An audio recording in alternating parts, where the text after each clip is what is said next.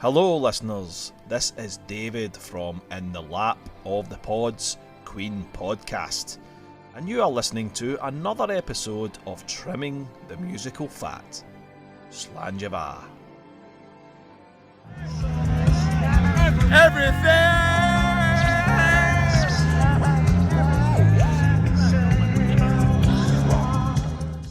What's that smell?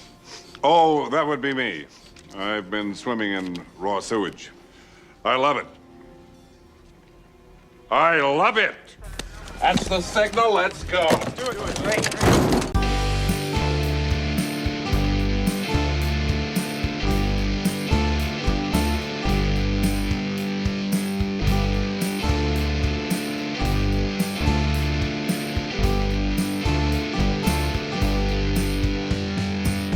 So everything is in its right place, so it must be time for another episode of Trimming the Musical Fat, the podcast where we trim albums that are too damn long. I'm Stephen Nicholson, and together with my guests, we're going to be revisiting Radiohead's Kid A and Amnesiac albums via the 2021 re-release / compilation Kid A Amnesia.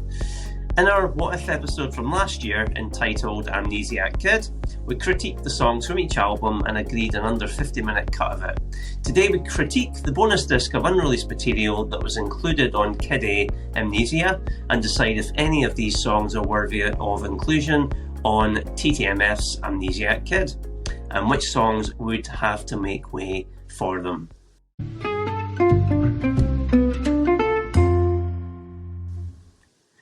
It's the tale of the tape.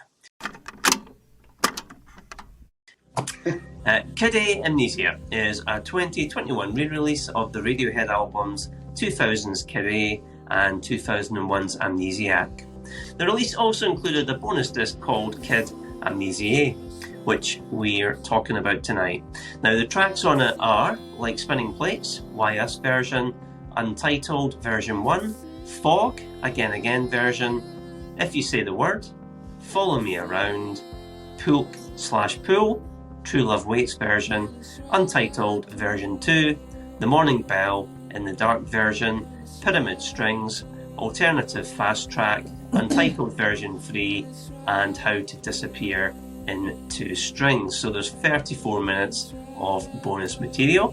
The original albums were produced by Nigel Godrich and the band. There were 2 singles released from the compilation, and they were If You Say the Word, which was released on 7th September 2021, and Follow Me Around about a month later on the 1st of November. So the re-release was released to critical acclaim, though the reaction to the bonus disc was mixed. Shock.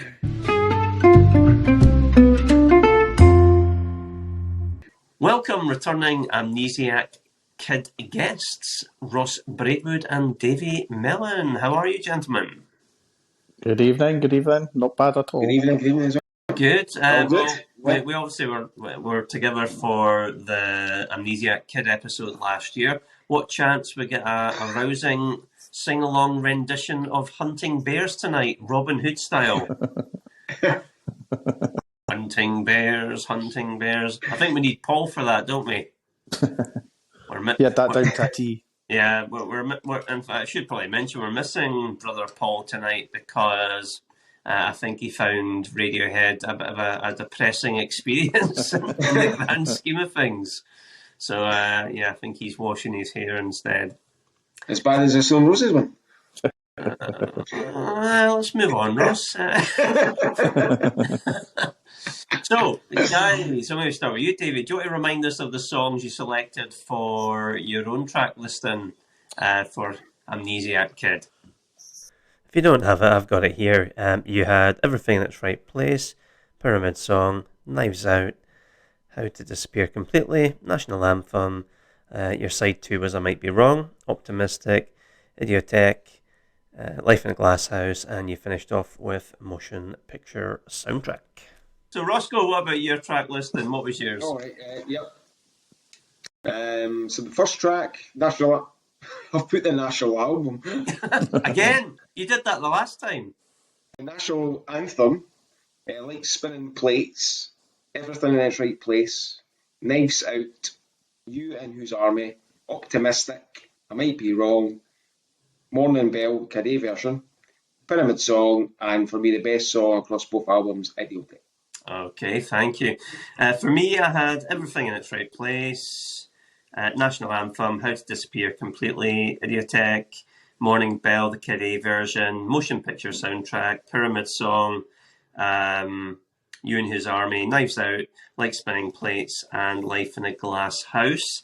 The actual TTMF Supercut that we all eventually agreed upon was Everything in Its Right Place, National Anthem, How to Disappear Completely, Optimistic, Idiotic, Morning Bell, Motion Picture Soundtrack, Pyramid Song, Knives Out, Like Spinning Plates, and Life in a Glass House. So, will those songs remain, or will there be changes after we go through the 12 songs on the bonus disc? Hey, this is Marv from Pods Like Us, the show where we help you to find your next podcast addiction. And you're listening to Trimming the Musical Fat, a show where Paul and Stephen tell you all you need to know about and more about the music that you love. Right, so gents, let's go through each of the songs and see what we think of them, and if you think it's worthy enough to replace an existing selection on your track listing. So the first song on here is my favourite from this bonus disc, and it's Like Spinning Plates, the Why Us version. So let's give it a listen.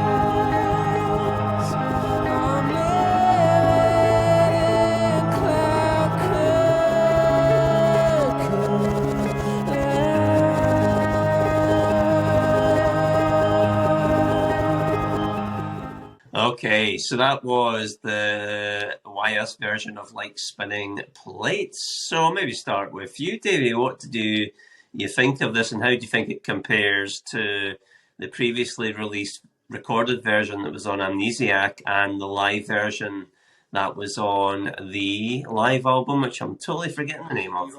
I might be wrong. There we are, yeah. What do you think? How does this stack up to it, Davey?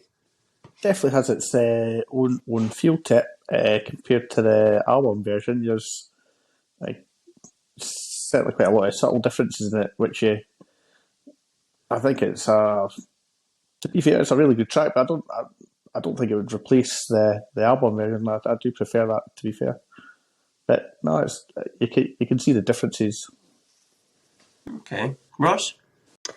Yeah, I mean, I prefer the version. I mean, it is quite similar to the live version, isn't it? I might be wrong.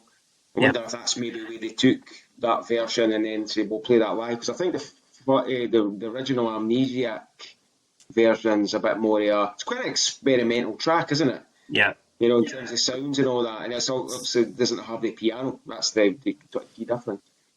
So yeah, I would probably still put the live version as the definitive version of the song, but this would be second. And in terms of looking at the sort of the track listings for the combined Amnesia Kid, I would replace the Amnesiac version with this version.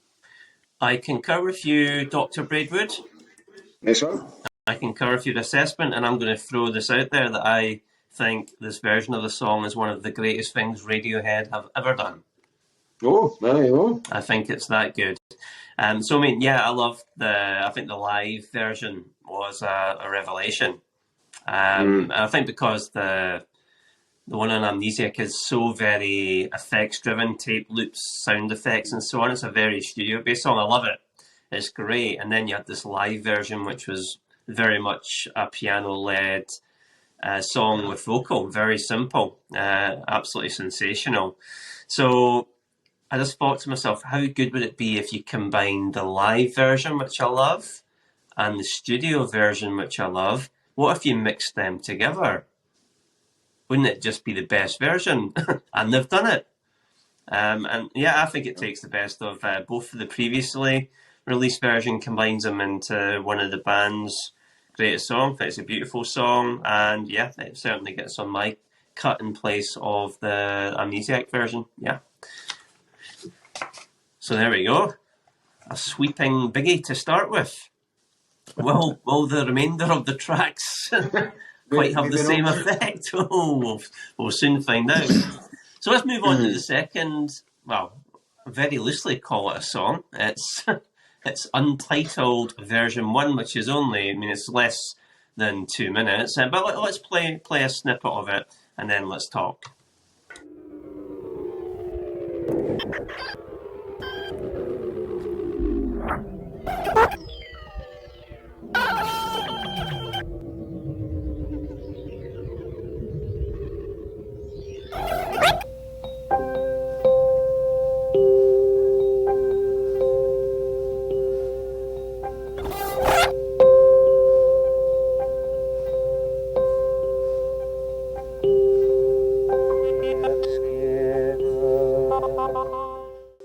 It really kind of does that for 90 seconds, really, doesn't it?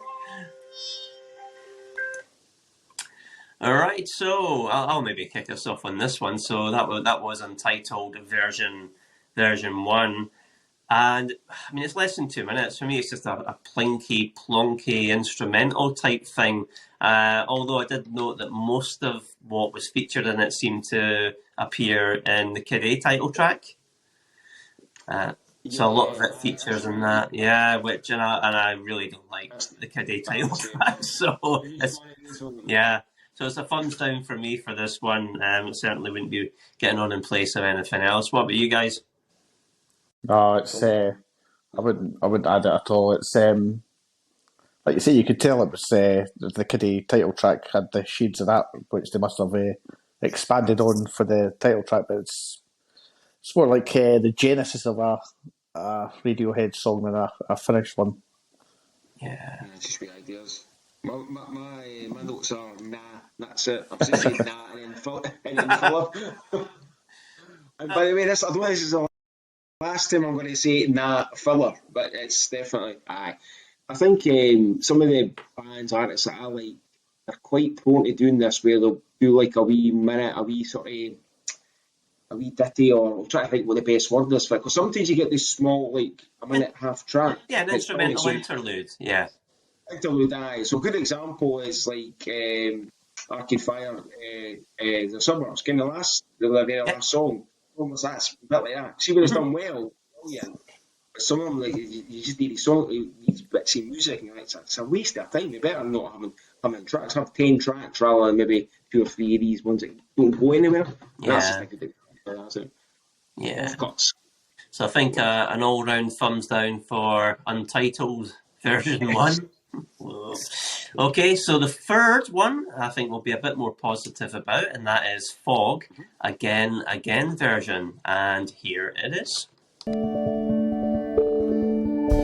There's a little child running round this house, and he never leaves, he will never leave, and the fog comes up from the sewers and goes in the dark. Okay, that was Fog Again version. So again, Ross, I'll come to you for your thoughts. Wee question. Did a version of this song end up on Hail to the Thief? No. Am I getting mixed up?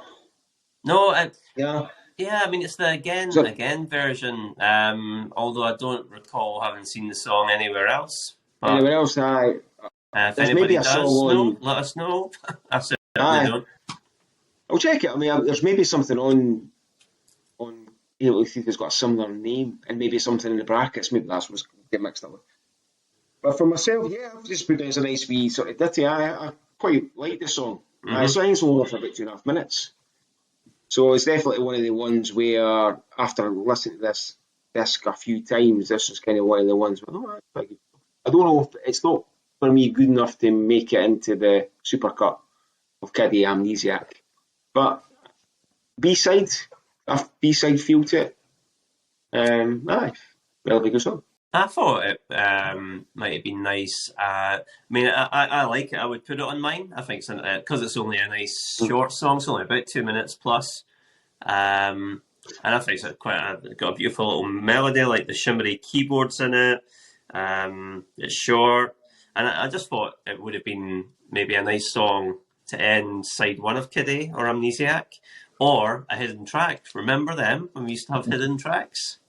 It was great. So this is kind of thing that would have been nice as a hidden track.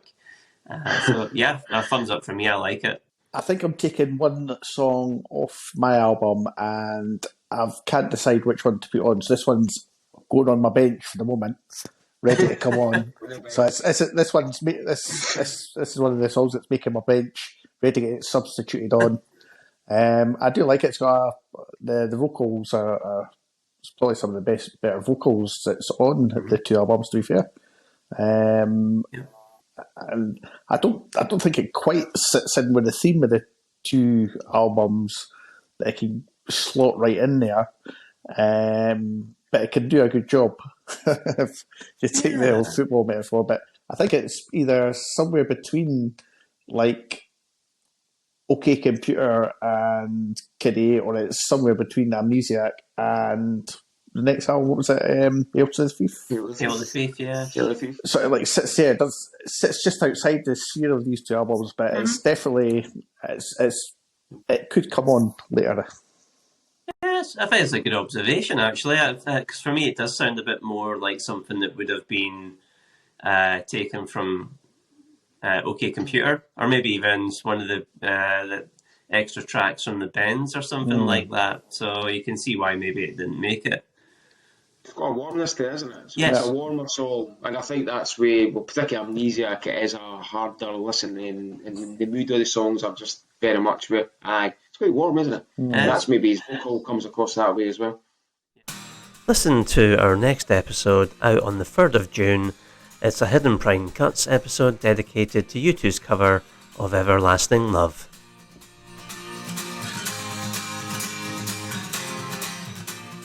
Okay, so we move on to track 4, and that is another unreleased song, a full and proper song, and that is If You Say the Word. And here it is.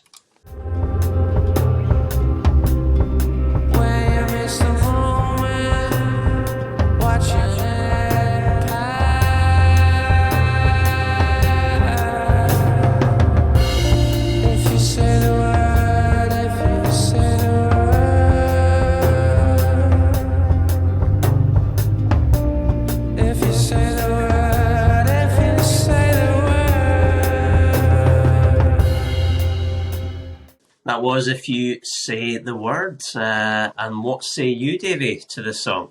So this is another one of my 3 substitutes that's sitting on the bench. Oh.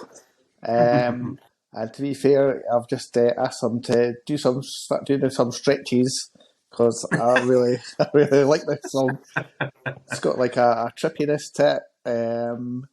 It's almost quite ethereal, so it could probably slot right in there at some point. And no, it's definitely been the favourite to come on. Well, which position is it going to play, Davey? It's replacing Paul Pogba, who's disappointed once again. Alrighty. So if you say the word equals Paul Pogba replacement, Ross, what about you? Yeah, just listening back again. It's another one that's very close to making the supercut, actually. Yeah. Mm-hmm. And I suppose it's stuff following through the fog, isn't it? And it's a proper song. It's not like a wee piece of music. It just kind of ambles along, isn't it? Again, I think some of the songs sometimes feel as if they could be a Tom York solo songs, just because of obviously these solo stuff he's done and the soundtrack stuff. Kind of feels as if it could easily sit in one of his albums. Maybe some of the other Radiohead songs, because it kind of feels more it's just him and a drum machine and just some music in the background. So, but yeah, it's a very good song. And again, it's probably one of the ones where sometimes you get the bonus disc and it can be a bit of disappointment. But where it's not great, but it's fine. But when the disc is good like this, then it feels as if you're adding to the sort of canon of Radiohead. So yeah, it's a fine tune, not quite good enough to get into it. But maybe I've not heard it enough times. Maybe you'll give it a couple of years, maybe, and you'll go back to it. And it might be that actually, it would definitely replace some of the Amnesiac tracks that I dropped, and it would definitely replace Kid A title track, which you recently. So it's definitely good enough for that, but just not for the Supercut. I would say the songs that are on my bench, every single one of them would replace any of the songs that were cut from the previous set podcast. Like they can just go home, and these guys would get shit on there straight away. But the Supercut, this one could be for me. I'm going to disagree with you both. I think it's rubbish. What? I do. I mean, I agree. It's got a kind of reggae trip hop quite feel to it. Actually, the opening, I think it's wordless for about the first 45, 50 seconds. It reminds me of the Bergerac theme for some reason.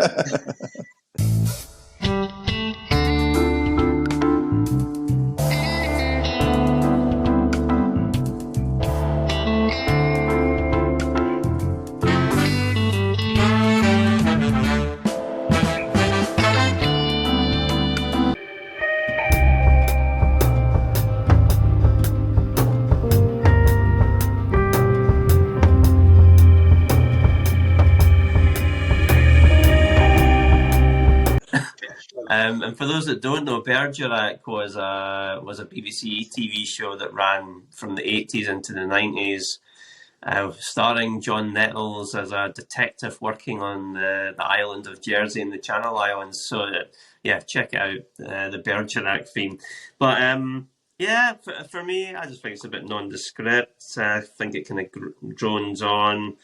And glad it didn't make the cut. Don't even think it's good enough for a B-side, Davey. Sure.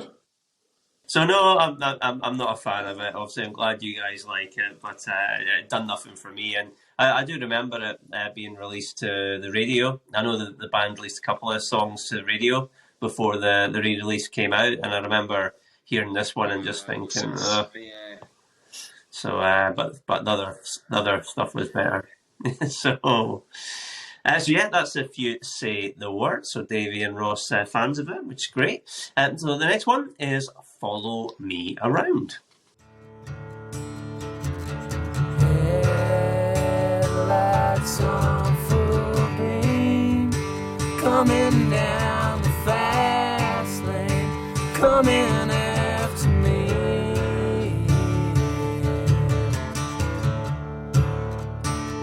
You follow me.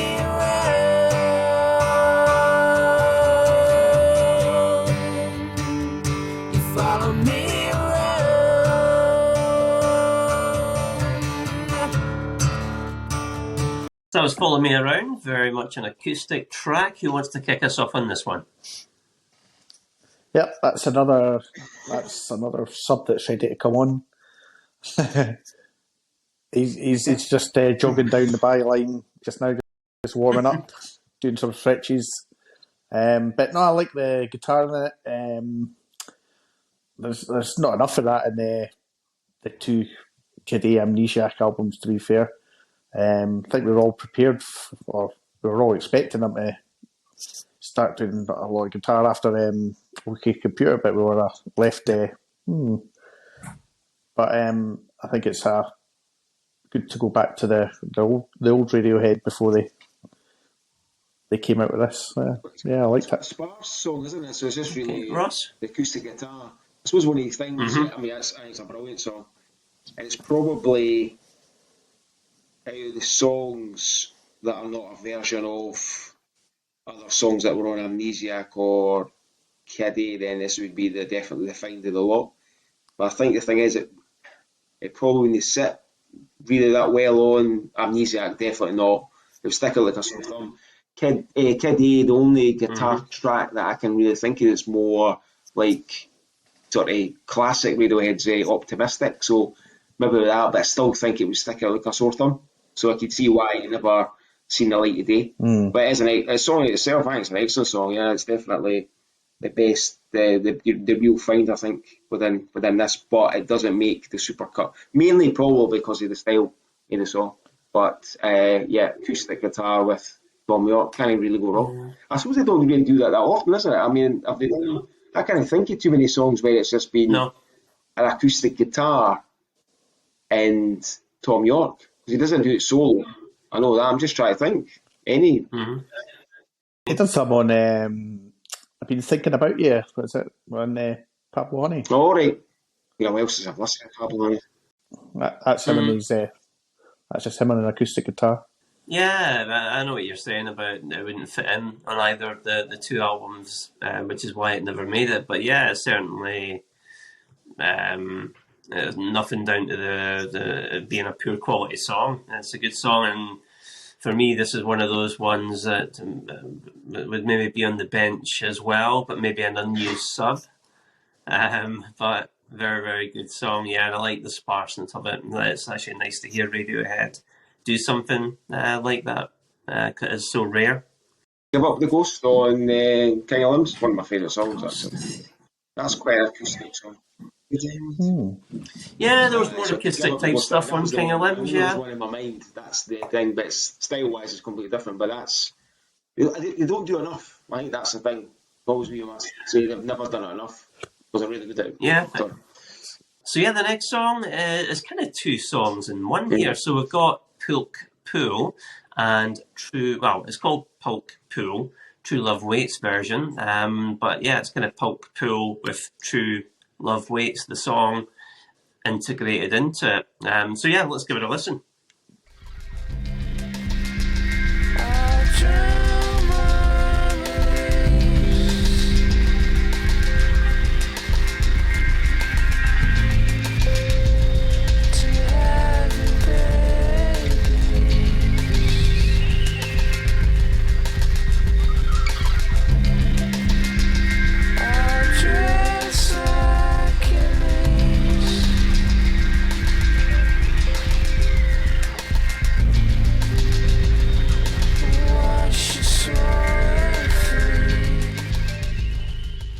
Pulk Pool, True Love Waits version. Roscoe. Yeah, I think this version is definitely the sort of bridge between again the live version, which is just the definitive version.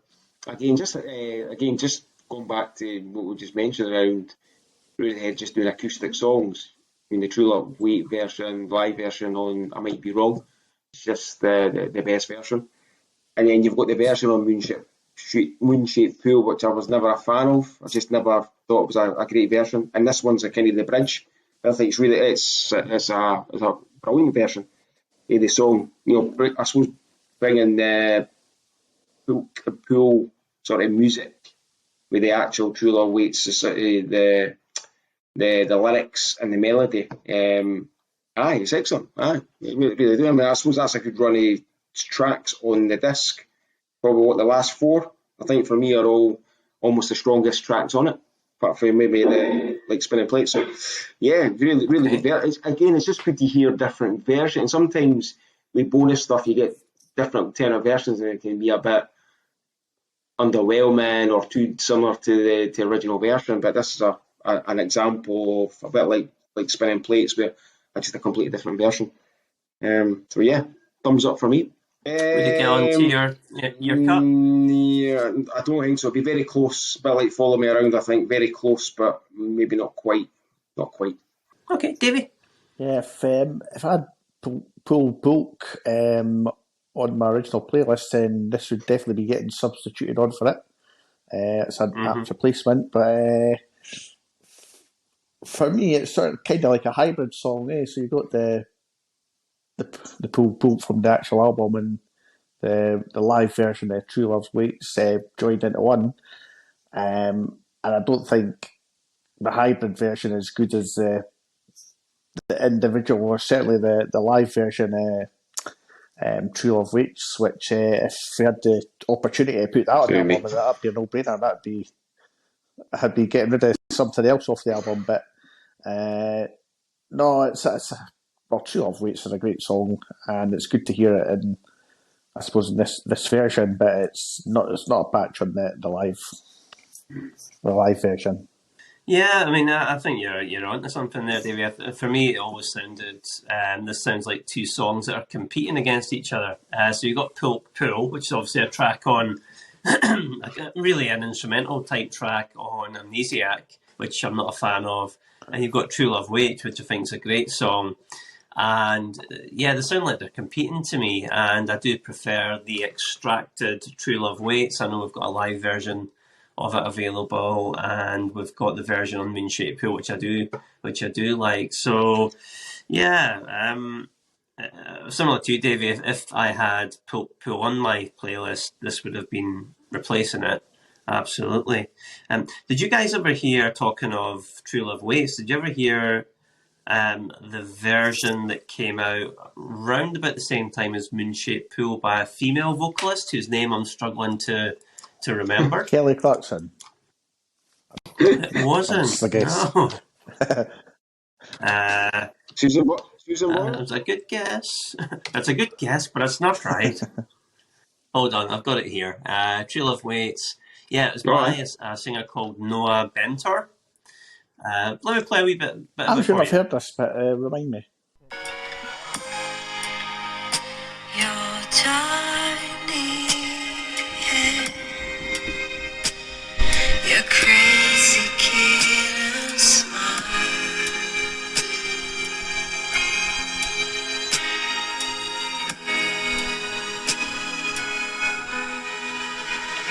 child, don't leave.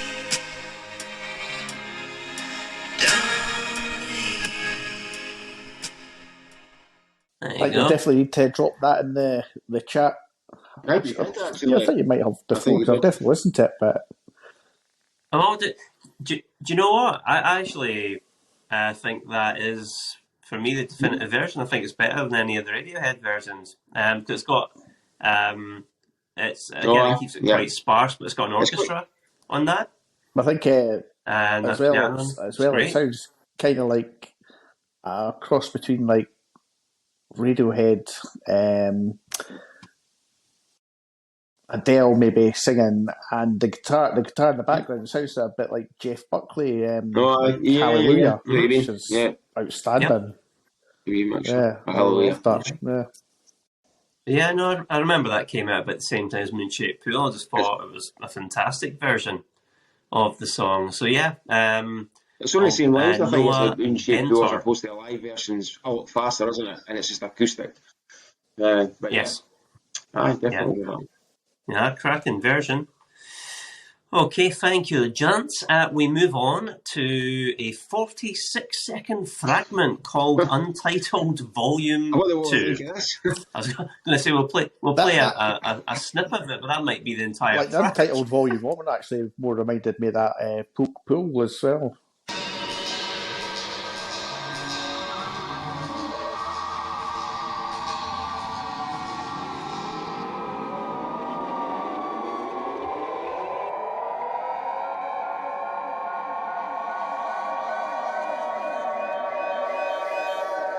That was brief. I've heard that before, Ross. So, Untitled version 2. There's not really much to talk about here, guys, is there? I mean, it's just a sound fragment, and that's actually my notes. Just sound fragment. Shall we move on? Okay. Track 8 was, well, you can never have too many versions of the Morning Bell, can you? We've got one on Kiddie, we've got one on Amnesiac. Let's have one on the bonus disc as well. So we've got the in the dark version. So here it is.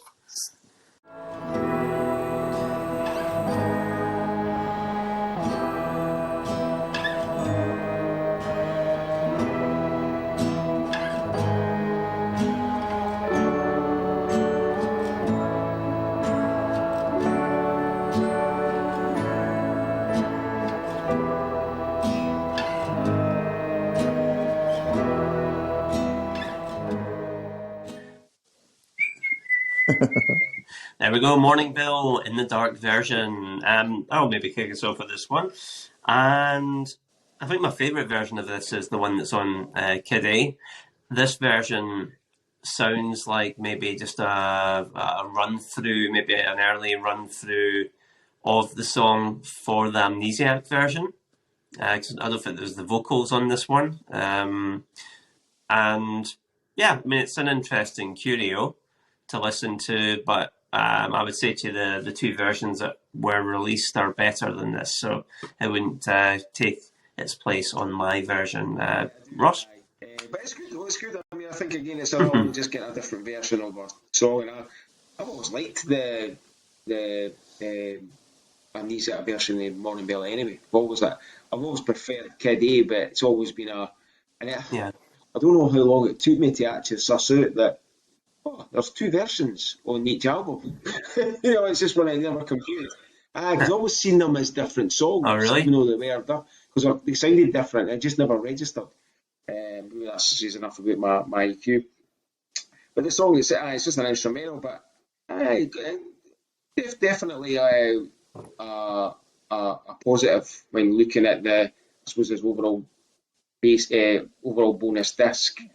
Then that's definitely one that quite happy that I've heard it and quite like it. It wouldn't make it onto the Supercut, but definitely not. But yeah, still a pretty decent tune, a decent version.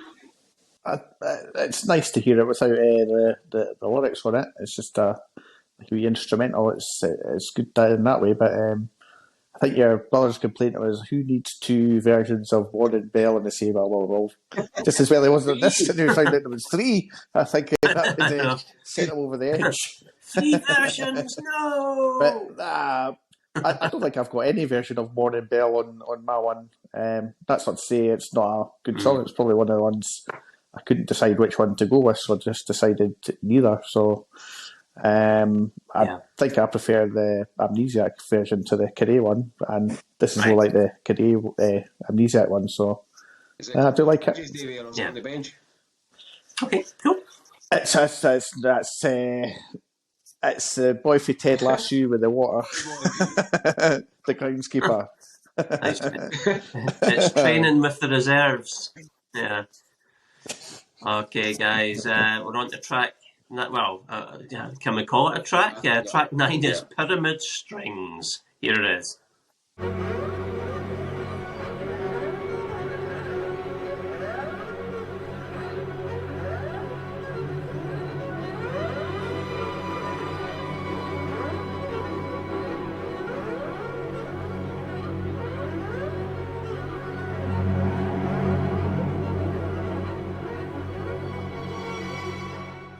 Okay, there's Pyramid Strings. Who wants to kick us off on this one? If I had 3 fingers on my original cut, that would be getting white right now for that. Because it's only markedly a little bit better than 3 fingers, but that's just a wee filler tune to throw on there to get people to buy a free LP set. Steve. Yeah. Well, it's funny you bring it up, Davey, because a lot of people were peeved because they weren't overly happy with what was on this bonus disc. And for me, I was okay about it, except one of the things that I still hadn't got around to doing was buying the vinyl versions of Kid A and Amnesiac, and they weren't overly easy to get. So this was like, happy days, they're re-releasing them on vinyl with a bonus disc. It was like, okay, cool. And then I've got the Apple Music subscription. I can listen to it digitally as well. So yeah, it was all good for me. The bonus disc was just that, a bonus disc. So Ross, what do you think of Is the this the shortest Pyramid track on there? Strings? Is it on for like 40 seconds? It's Is it? about 90 It's quite short, seconds, isn't it? not even, yeah, It's one of the ones maybe just under 90 maybe, seconds. maybe working an interlude between songs, maybe that kind of thing, but doesn't really do anything or go anywhere. It's just random strings. So again, filler, and no. What's the point? Yeah, it's well, yeah. I mean, I Yeah, think we're all something big else. fans of Pyramid I Song, thought aren't we? give it some From time. Amnesia. Yeah, brilliant song. Probably one of Radiohead's best, and I think they missed a trick with this because it's about 1 minute 20. How good would it be if Amnesiac actually opened with this? Just all those the disconcerting strings building, then you actually kicked into the song proper. That would have been really quite good. You, yeah, you can do that, There Steve. you I can, and maybe I shall in this episode. In fact, I'll do it at the end after the credits. I will add the beginning of Pyramid Song to the end of Pyramid Strings. Here, I'm making a star in my notes to remember. I'll remember that. Listen to our next Trimming the Classic episode out on the 27th of May and available exclusively to our Patreon supporters. It's Metallica's Black Album. Okay, track 10 was Alternative Fast Track, which again is another 90-second thing, but let's hear it.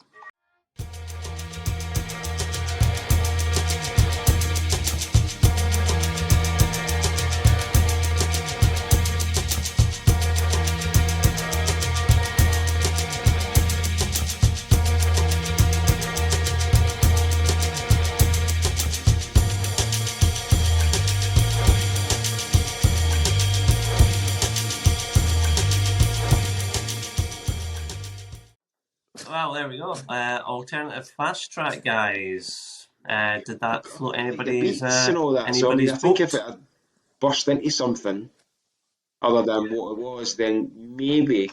But Yeah. it's just one of the ones where, because I quite like the drum pattern, I quite like that, and even some of the music coming through, but it doesn't really go anywhere. And it's just one of the ones, just an idea. And I don't know, like you say, I maybe mentioned it earlier on, I don't know if it ended up on any of the albums in terms of some of the ideas, I don't know, but yeah, maybe one of the ones where could have been a little better than it was. Yeah. Okay. Davey, a fan? I would need to give it a listen to it again, but I don't recall it being TTMF Supercut worthy. Other than the fact that I might have, if I've got 90 seconds to play with, I would chuck it on. I don't think I would even do that there. Yeah. No. I'll give you a laugh. I think this was so inconsequential. I forgot to even write notes for it. I'm kind of looking up and down my page thinking, where's my notes for this one? And I just haven't made any. So there we go. Penultimate song then. Untitled version 3. So 76 seconds.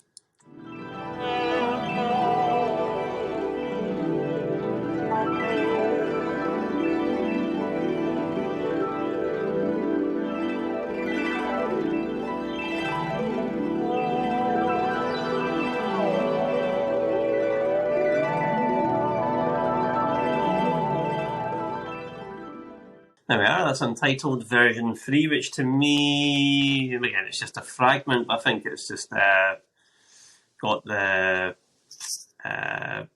heart, really, from the picture soundtrack.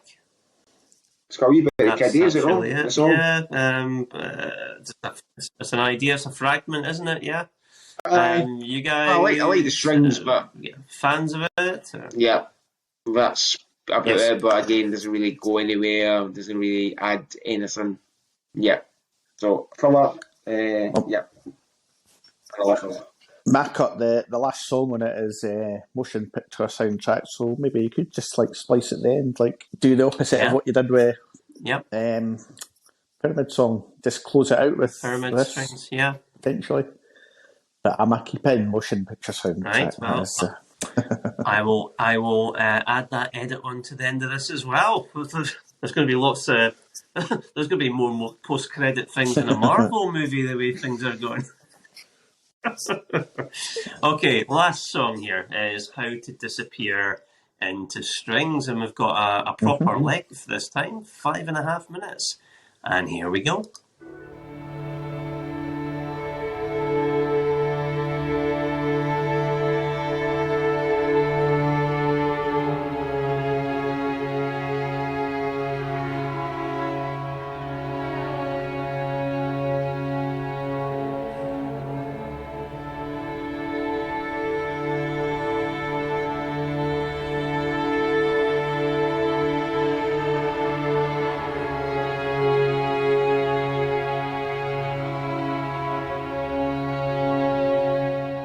So that's How to Disappear Into Strings, which is really an isolated strings track from the fourth song on Carey, which is How to Disappear Completely. So, Davey, what do you think of How to Disappear Into Strings? Well, I love How to Disappear Completely. I think that's one of the strongest songs on either album, so I really like this, to be fair. So, yeah, I just like how it's like an isolated version of that, because it's such a great song in the first place, and just to hear that, it's almost like a chilled out version. It's like maybe like a come down song at the end of the night or something like that.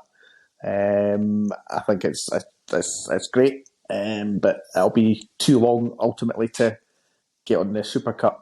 And Ross, you weren't really a fan of How to Disappear Completely in the first place, so how does an isolated strings track for the full length of the song sound to you? So this is probably my favourite track on the disc. I do like strings anyway, orchestral stuff. So a couple of things about it. It's quite haunting in bits, isn't it? It kind of changes key and all that, so it's quite haunting. It's beautiful as well. Kind of sound a bit like Sigur Rós or something. Like that, there's a whole things going on. So any kind of orchestral stuff I'm pretty much love. But it's probably one of the ones where it feels if it could feature a film. Obviously, being strings, but I can imagine it being in a film. And also just thinking about recently with the Suspiria film soundtrack that Tom York did. So if any of you guys haven't heard it, check it out. It's brilliant in bits. And there's a couple of songs on that, and maybe Johnny Greenwood's scores for his films as well. Some of his films. So it kind of felt like that. It just kind of reminded me of that. But yeah, I love it. I love it. Although it's 5 minutes, it's one of the ones where it's the one that it goes on longer than it should. So this would be probably my favourite, along with like Spinning Plates. And with this one here, I would have replaced the Supercut. I would have placed Knives Out from the Supercut with this. So there you go. So that's a bit of a turnaround there. You weren't expecting that? That was very unexpected. Was it? Knives Out is one of the ones where I do find that Amnesiac is still quite a depressing album. And I think that's probably the song I think is the most depressing of the lot. And just musically and his singing. So that's one. Nice. It's superb as well. But a great tune. Okay, so let us go around each of you guys just to confirm what your revised track listing is going to be. So, Davey, what's your revised track listing inclusive of the bonus tracks? The track that I think I am taking off, unfortunately, because I really like it, is Motion Picture Soundtrack. And the track I am replacing with it is... What's the song after Fog? If You Say the Word. Yep, How You Say the Word? Yeah. That's now going on my album closer. Roscoe? I would replace like Spinning Plates, Why Us Bear. Sorry, I would replace like Spinning Plates Amnesiac version with the Why Us version. And recap again, I would replace Knives Out with is it How to Disappear Into Strings. And I think that takes me under the 50, or around about 50. Okay, cool. The one change that I did want to make, and unfortunately it's not either on this album, But are most of these songs supposed to have come from B-sides, or what's the reason for like the third? No, I mean, I think they're just basically laying the vault. They were recorded for the. Because I remember some of the B-sides albums for the songs themselves were good, and the one that I absolutely loved is the alternative version of "Life in a Glass House." It's got it's more like more New Orleansy, more jazzy. It's like maybe an extra minute or so. I think you can actually get on Apple Music because the long version, and I would 100% swap that over with the version that I've got on it. Though I won't, because it's tremendous. I'm just disappointed that's not even.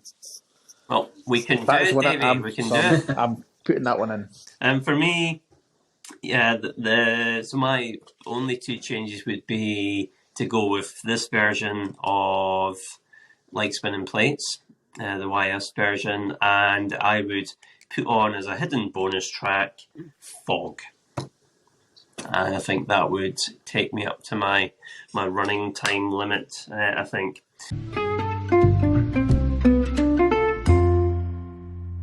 So it's time for the final question.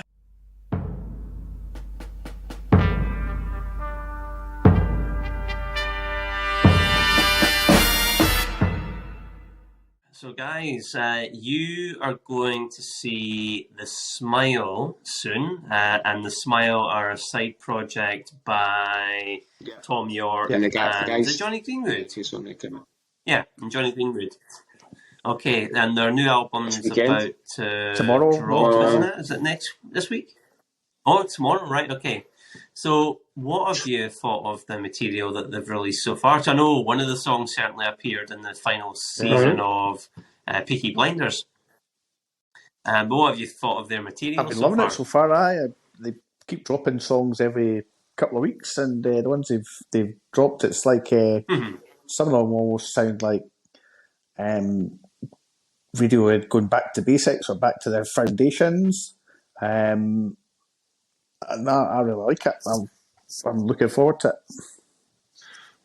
I've probably not heard. I've probably not listened to that the songs that many times. I've maybe had a couple of listens to maybe 2 or 3 of them. So I was kind of more waiting for the album to come out. So if it's out tomorrow, digital, isn't it? So I'll download it tomorrow, and then from there I think I'll probably. But what I've heard so far, yeah, certainly. Maybe that's part of Tom York's movie, because obviously Radiohead and then doing the solo stuff. As a solo artist, in essence, he's an electronic artist. He doesn't do guitar music, so it's good for that to get an opportunity to do that. So the songs sound good so far. One of them sounds. It's got shades of Burn the Witch on there with the guitar at the start.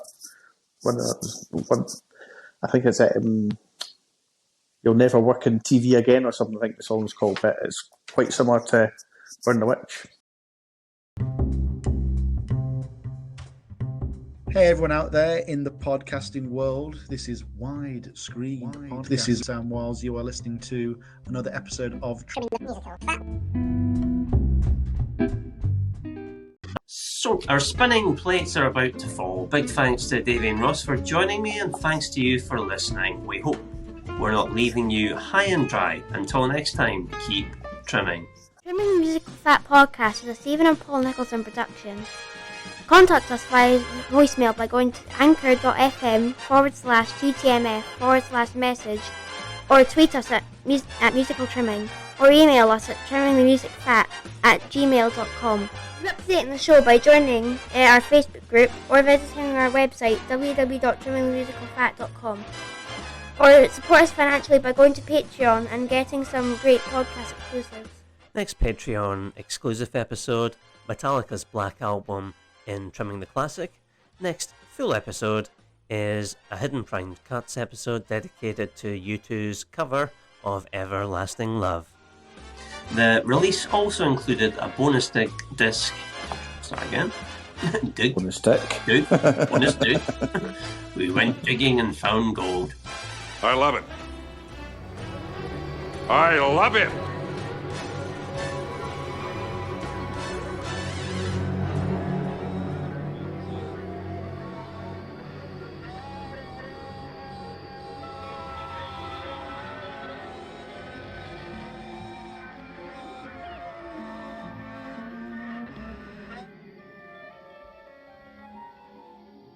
Bye.